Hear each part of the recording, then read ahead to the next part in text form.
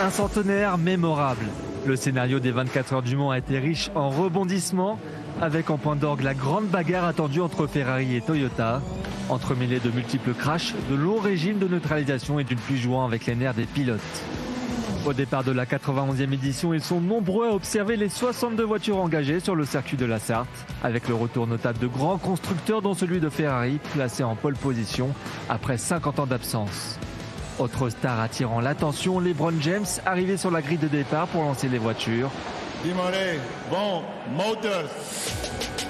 Le premier fait de course intervient seulement après 2 minutes avec la Cadillac 311. Oh, ça y est, c'est parti. La Cadillac, oui, je pense que c'est la Cadillac du Action Racing. Une sortie de piste entraînant près de 35 minutes de neutralisation. Au redémarrage des hostilités, Toyota, Ferrari, Cadillac et Porsche se succèdent en tête des hypercars, à la faveur de stratégies et de nombreux autres incidents. Une sortie de route encore, mais c'est pas possible, c'est 24 heures du Mans, on va jamais sortir des slow zones et des safety cars. Le niveau de tension déjà bien élevé s'intensifie un peu plus avec l'apparition de la pluie à l'approche des 2 heures de course, provoquant un balai d'aquaplaning. Plus à l'aise dans ces conditions, Peugeot se replace à la surprise générale avant de prendre la tête lors d'un nouveau safety car et d'un double arrêt de Ferrari, une position immortalisée par Jean-Marc Finot, le patron du team.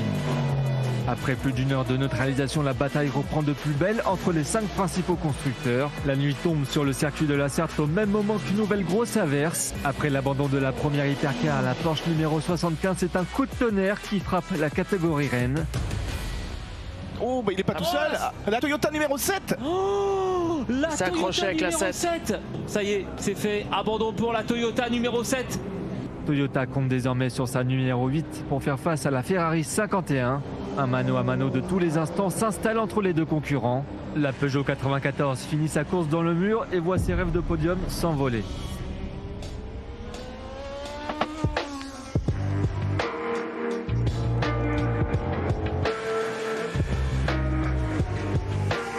Au matin, le relais maîtrisé d'Alessandro Pierguidi permet à l'hypercar italienne de ressortir juste devant la japonaise. L'écart se creuse et Antonio Giovinazzi imprime un gros relais pour mettre Sébastien Buemi à 1 minute.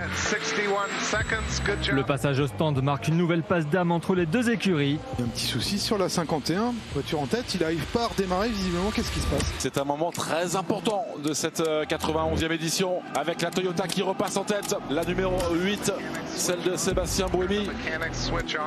Un incident n'empêchant pas Pierguidi de repasser en tête quelques minutes plus tard. C'est au tour de Brandon Hartley de mettre la pression sur Pierguidi, mais Ryo Hirakawa commet une erreur fatale à moins de 2 heures de la fin. Il perd énormément de temps, Ryo Hirakawa. C'est probablement le tournant de cette fin de course. La 51 connaît une dernière frayeur de démarrage, sans conséquence. La Ferrari s'envole pour le titre et la Scuderia signe un retour retentissant dans cette épreuve mythique, en stoppant l'hégémonie de Toyota et en signant un 10e titre dans l'épreuve. La Cadillac numéro 2 complète le podium. À noter en catégorie LMP2 la victoire de la numéro 34 Inter-Europol Compétition. Enfin, la Corvette 33 partie en pole position a su défendre sa place pour remporter la catégorie GT.